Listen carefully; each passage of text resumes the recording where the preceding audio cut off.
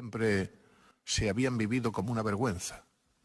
Nunca como ahora la gente había presumido de no haberse leído un puto libro en su jodida vida, de no importarle nada que pueda oler levemente a cultura o que exija una inteligencia mínimamente superior a la del primate.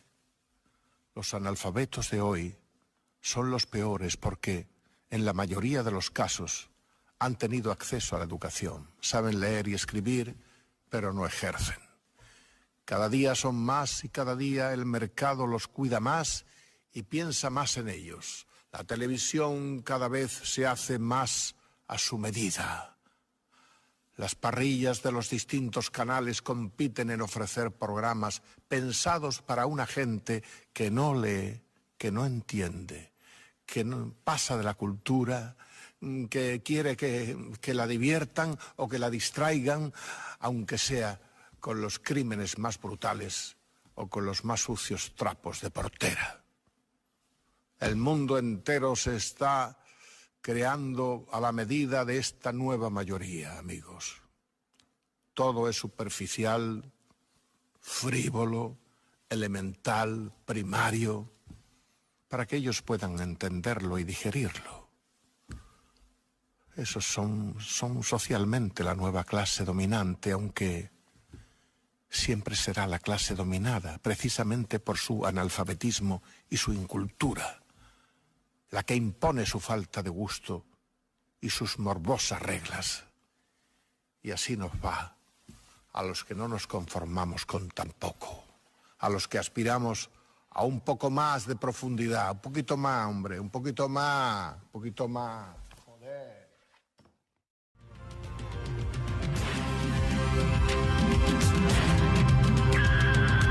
We don't need no education.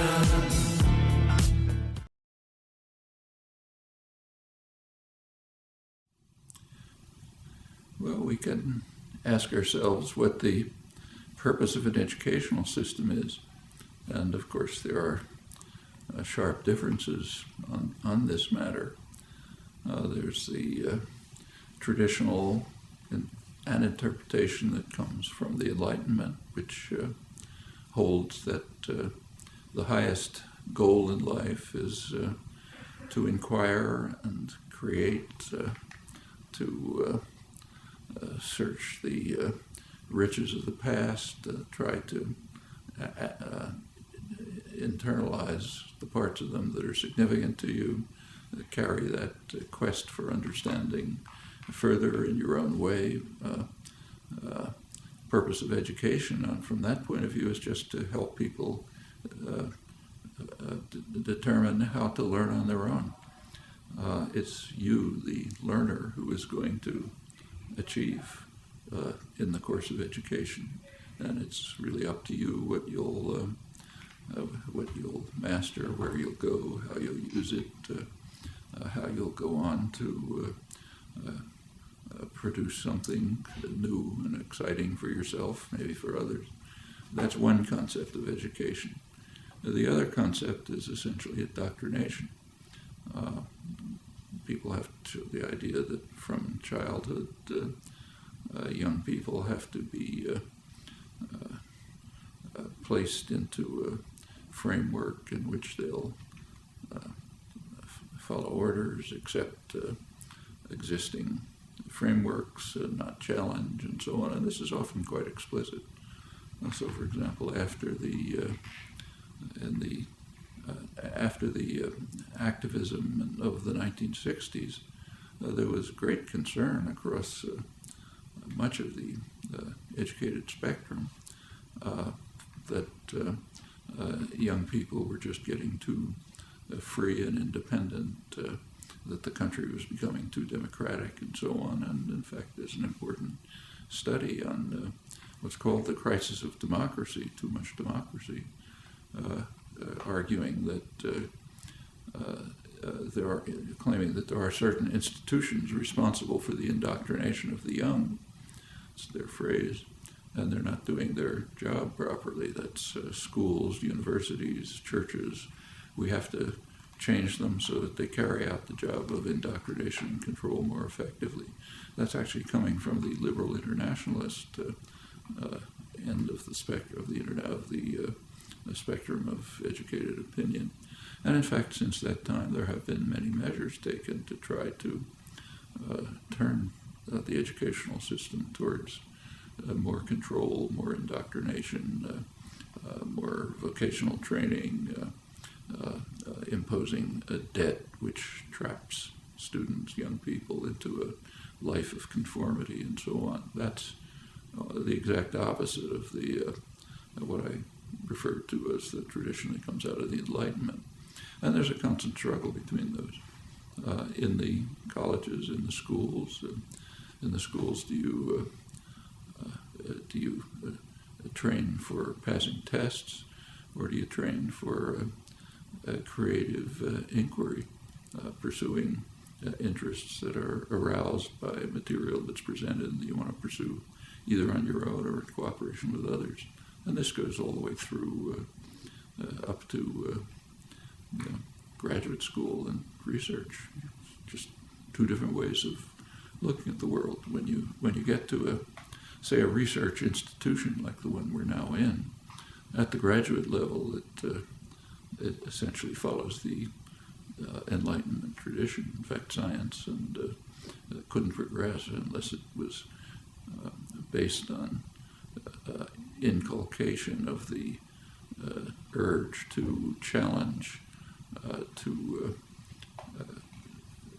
question doctrine, question authority, search for alternatives, use your imagination, act freely under your own impulses. Cooperative work with others is constant, as you can see just by walking down the halls. That's, in my view, what an educational system should be like down to kindergarten. But there's certainly are powerful structures in the society which would prefer people to be indoctrinated, conform, not ask too many questions, be obedient, fulfill the roles that are assigned to you, and don't try to shake systems of power and authority. Those are choices we have to make, either as people, wherever we stand in the educational system, as students, as teachers, as people on the outside trying to help shape it in the directions in which we think it ought to go.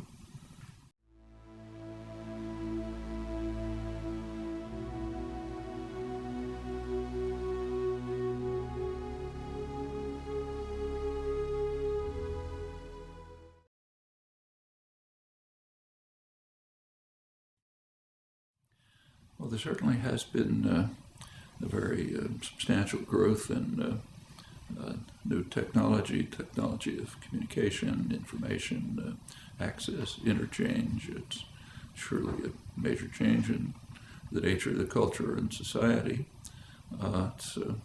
We should bear in mind that the technological changes that are taking place now, while they're significant, probably come nowhere near having as much impact as technological advances of, say, a century ago, plus or minus. So the shift, say, let's take just communication.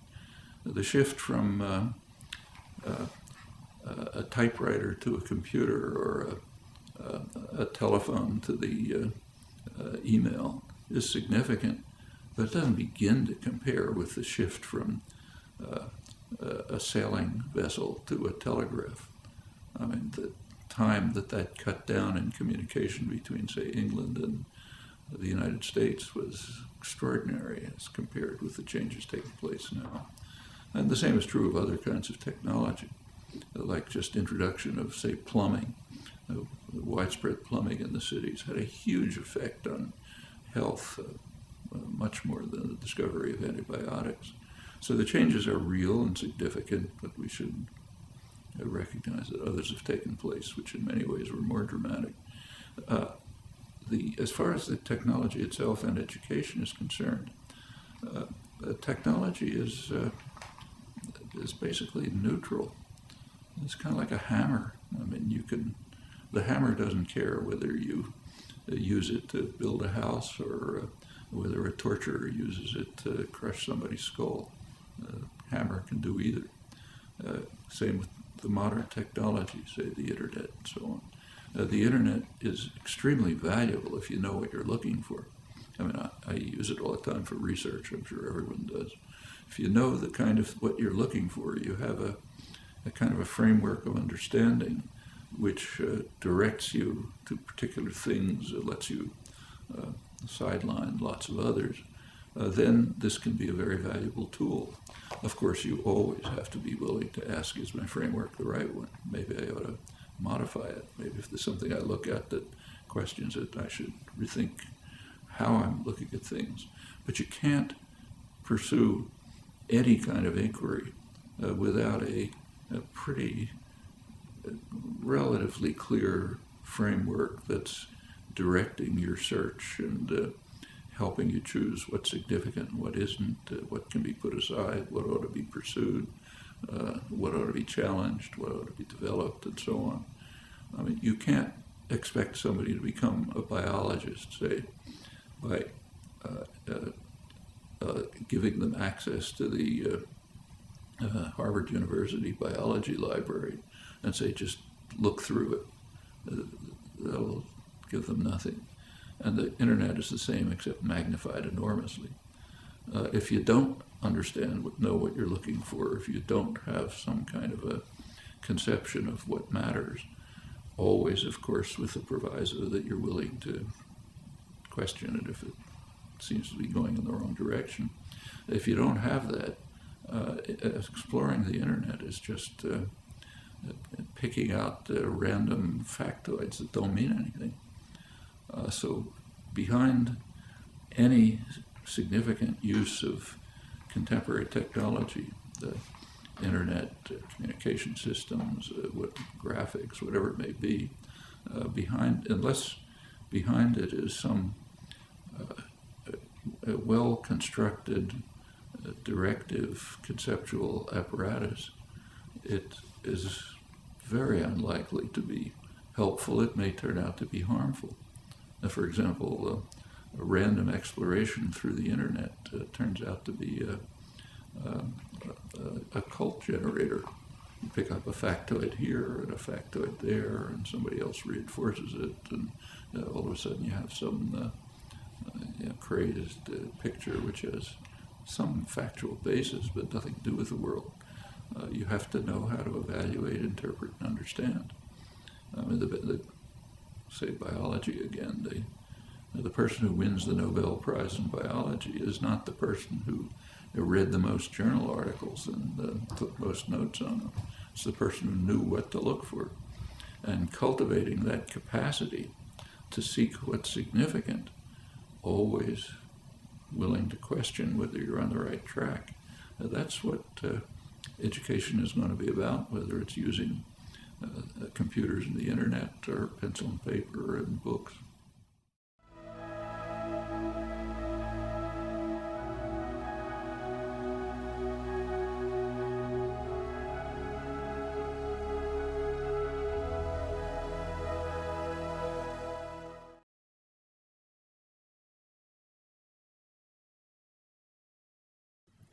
Well, education is discussed in terms of whether it's a worthwhile investment, does it create human capital that can be used for economic growth and so on. That's a very strange, it's a very distorting way to even pose the question, I think. Do we want to have a society of free, creative, independent individuals able to appreciate and gain from the cultural achievements of the past and to add to them? Do we want that? Or do we want people who can increase GDP? They're not necessarily the same, they're not the same thing. And an education of the kind that, say, Bertrand Russell, John Dewey, and others talked about, that's a value in itself. Whatever impact it has in the society, it's a value because it helps create better human beings. After all, that's what an educational system should be for. On the other hand, if you want to look at it in terms of costs and benefits, take the new technology that we were just talking about. Where'd that come from? Well, actually, a lot of it was developed right where we're sitting. Down below where we now are was a major laboratory back in the 1950s, where I was employed, in fact, which was had lots of scientists, engineers, people of all kinds of interests, philosophers, others, who were working on developing the basic character of and even the basic tools of the technology that is now common. Computers and the internet, for example, were pretty much in the public sector for decades, just funded in places like this, where people were exploring new possibilities that were mostly unthought of, unheard of at the time. Some of them worked, some didn't. The ones that worked were finally converted into tools that people can use. That's the way scientific progress takes place. It's the way cultural progress takes place generally. Classical artists, for example, came out of a tradition of craftsmanship that was developed over long periods with master artisans, with others, and sometimes you can rise on their shoulders and create new marvelous things. But it doesn't come from nowhere if there isn't a lively cultural and educational system which is geared towards encouraging creative exploration, independence of thought, willingness to challenge, to cross frontiers, to challenge accepted beliefs and so on. If you don't have that, you're not going to get the technology that can lead to economic gains, though that I don't think is the prime purpose of cultural enrichment and education as a part of it.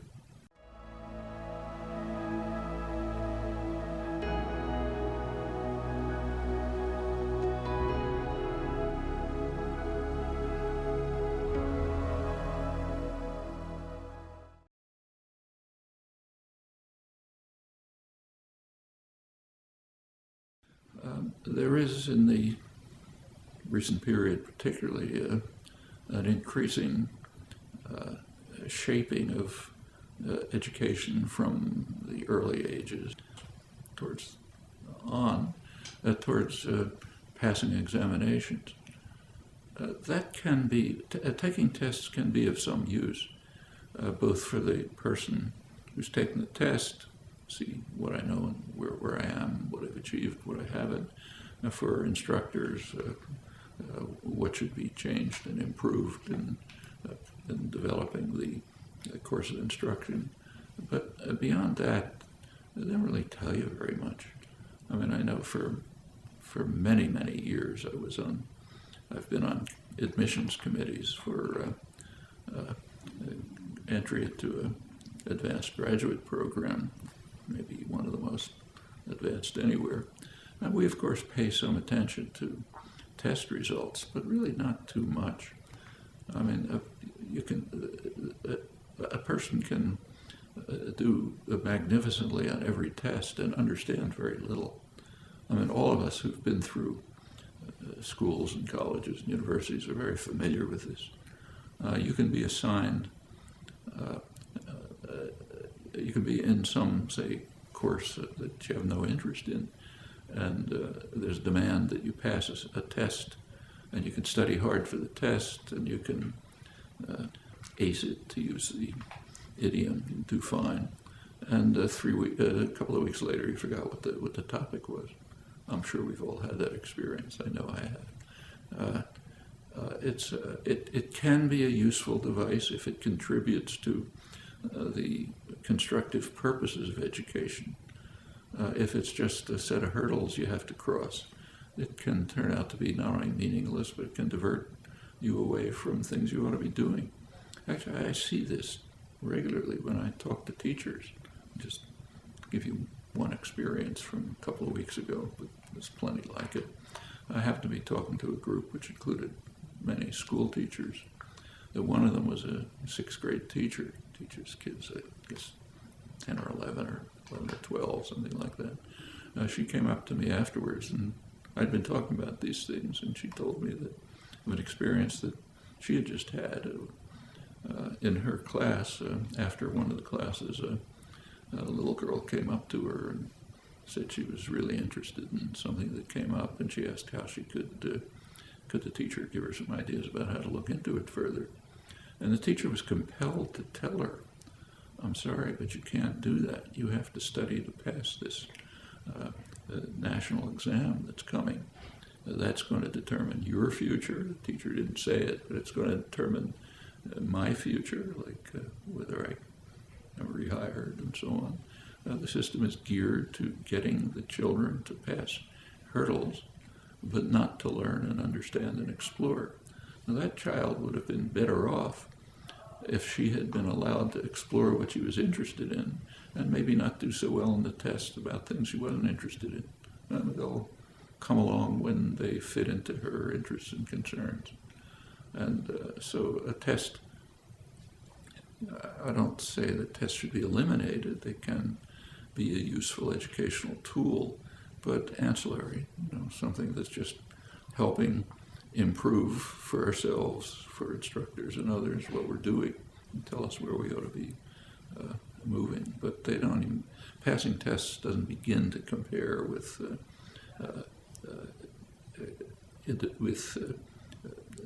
searching and inquiring and into pursuing topics that engage us and excite us. That's far more significant than passing tests. And in fact, if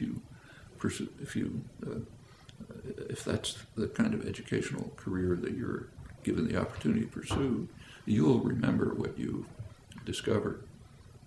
There's a famous physicist, world famous physicist, right here at MIT, who, like a lot of the senior faculty, was teaching freshman courses. He once said that in his freshman course, students will ask, what are we going to cover this semester? And his standard answer was, it doesn't matter what we cover. It matters what you discover. And that's right. Teaching ought to be inspiring students to discover on their own, to challenge if they don't agree, to look for alternatives if they think they're better ones, to work through the great achievements of the past and try to master them on their own because they're interested in them. If that's the way teaching is done, students will really gain from it and will not only remember what they studied, but will be able to use it as a basis for going on their own. And again, education is really aimed at just helping students get to the point where they can learn on their own, because that's what you're going to do for your life, not just absorb materials given to you from the outside and repeat it.